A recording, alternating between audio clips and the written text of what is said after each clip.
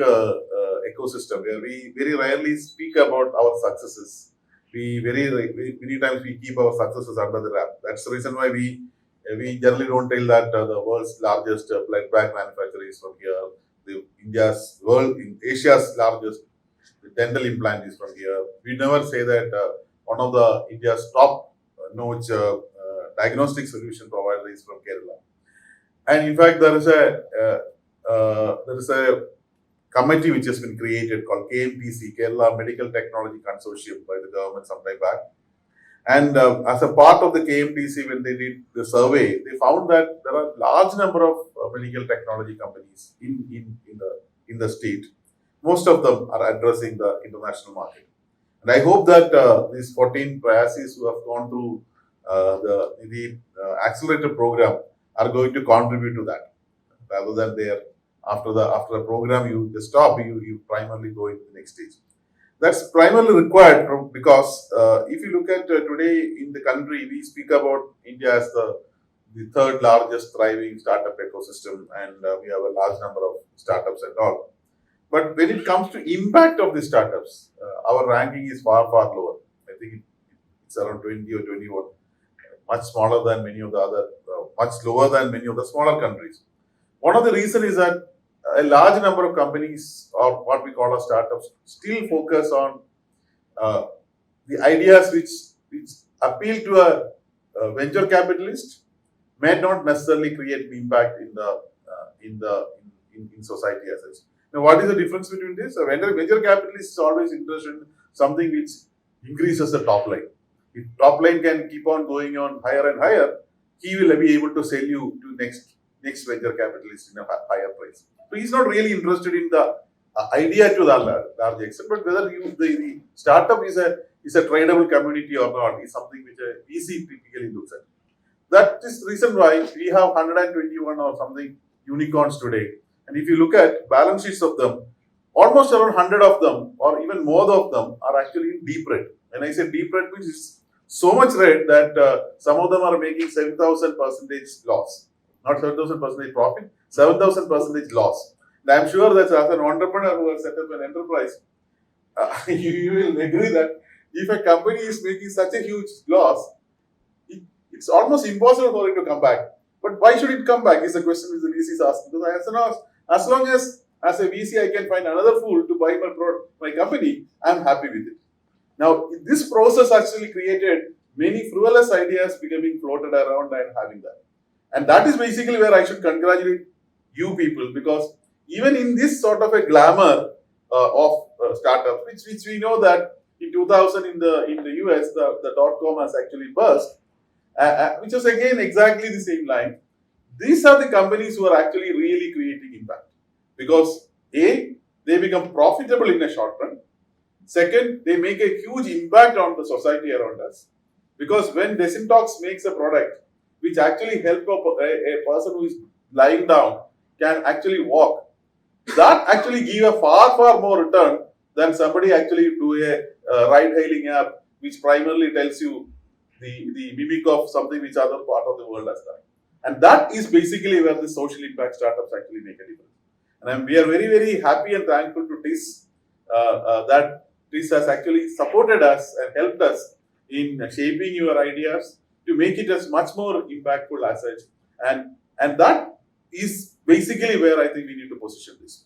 Because if you look at almost every field of medical devices or drugs, I mean, of course, it's not in the pharmaceutical domain, but in the medical devices domain, we know that the cost of an imported device is so high that we have a large number of people who cannot afford it.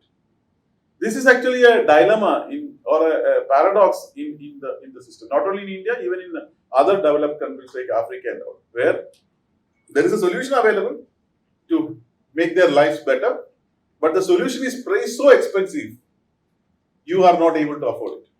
So this is some sort of a what should I say, a divide. You don't call it a digital divide, but maybe an economic divide which actually deprive people, be it in the drug domain, like maybe in the case of AIDS or many of those things, or even in the case of medical devices which helps people in multiple cases, not both intrusive and even non-intrusive devices.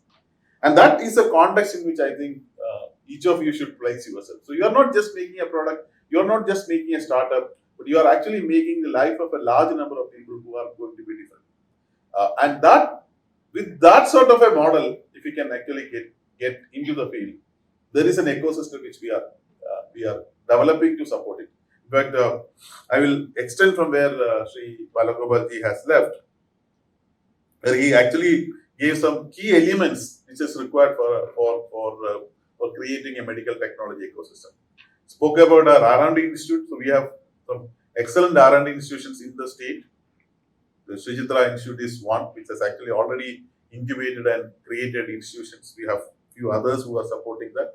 So R&D institutions are there. Even Digital University also have a biomedical wing who is actually supporting some of this research, especially in the materials and other side.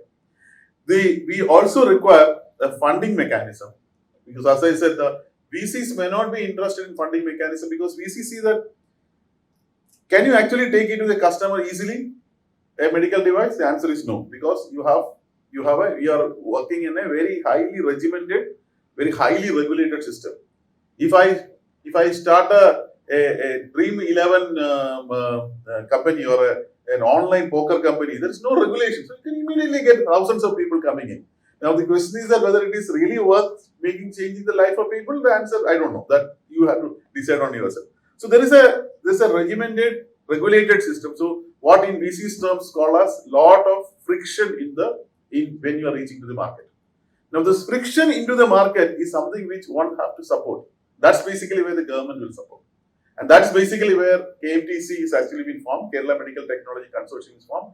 The state government, Kerala state government has actually created something called a fund of fund program, where we have actually selected angel funds in specific domains. And one of the domain is a hardware domain.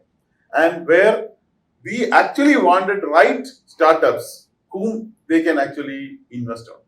While I spoke about VCs generally look only on profit, there are people, Omodia Group is one of them, for example, some of you may be familiar, where when they make a very profitable investment, they also do equivalent impact investment also. Such groups we actually connect with. So you have an ecosystem which we are trying to help you. The state has actually invested in VCs or angels who in turn will actually put it money with you. So you have a R&D institution which support you with the knowledge. You have an ecosystem which provides you the funding support. You also have a market. Now, again, he spoke about that. There should be a medical community who have to look at it.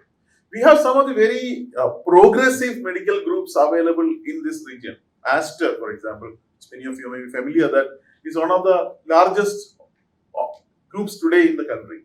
And Aster is actually having a very strong presence in Kerala, and even they have created an incubator in Wayanad, which actually helps people who are already having a market tested, early market tested product into the field trials per se. Same way, we also have Amrita, which is also another organization, another medical group which actually support. Plus, the state government also helps you in that. For example, I don't know how many of you are familiar with Gen Robotics. Whenever you think about Gen Robotics, those of you are familiar, we think only about the product which is using for the cleaning of the sewage drains. But Gen Robotics has come with another thing called G-Gator. The G-Gator is actually a medical device which is primarily meant for helping people who are paralyzed to get back into the life. Now, the state actually has piloted this in 2 or 3 government hospitals now, so that people will actually get a benefit for that. So, what I mean to say is that there is an ecosystem which support you. There is an ecosystem which support you on the funding. There is an ecosystem which support you on the testing. There is an ecosystem on which supports you on talent also, because when you have so many medical devices companies here, and most of them are actually export oriented, the best part of it is that you have a large number of professionals who have the experience of taking it to the world is available in your ecosystem. Now, as I said earlier, there were advertises, but if you can actually go around and look at it, it's possible for you to unearth and take the help from them. The last element is that you also require some early procurement.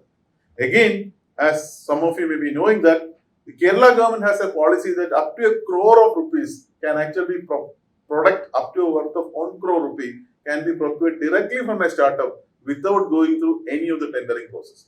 Because innovation and tendering, they are opposed to each other.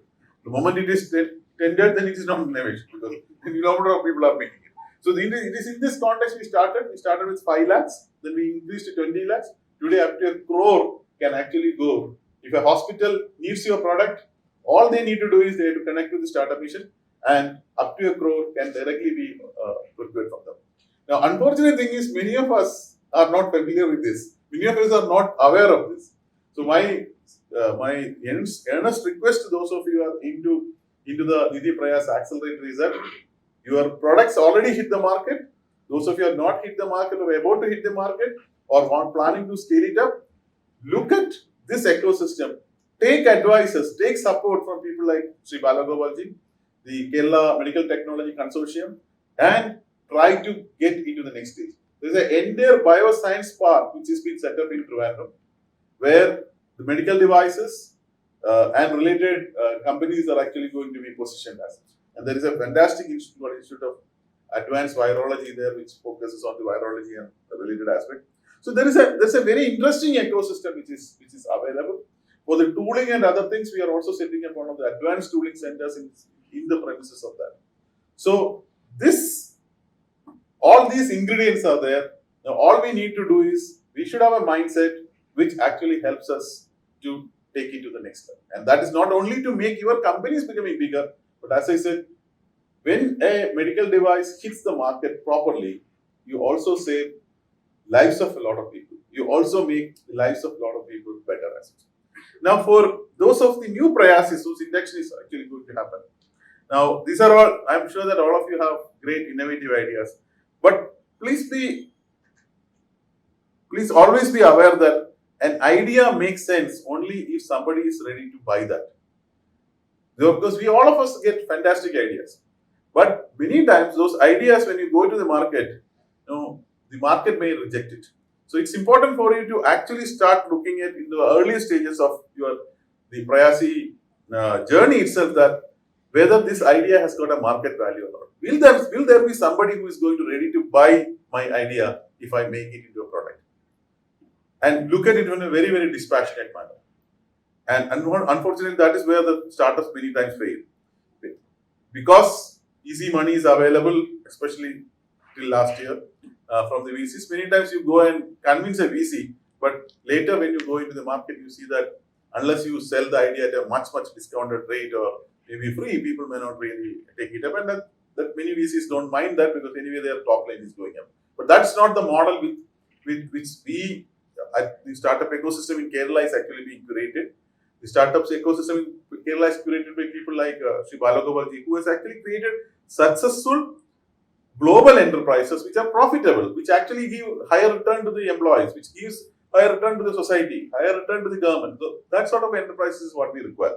So look at your ideas from a lens of a customer, and if you feel that the customer approval may not happen, don't worry about sort of pivoting that idea.